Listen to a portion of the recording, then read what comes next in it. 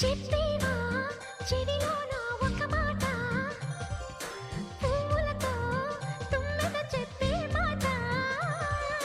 నీ చిరునవ్వు సాక్షిగా తాజ్ మహల్ నాదట, నీ పెదవంచు సాక్షిగా షాజహాను నేనట. నీ తీయని ప్రేమకి నా పెదవే నజరానా, నీ పైటకి నేనిక బానిసలే నెరజాడా. అనంతాల ఆత్మ నీవై చేరుకున్న వేళలో, కోకలు కట్టిన కోయిలా కమ్మని కౌగిలియవే.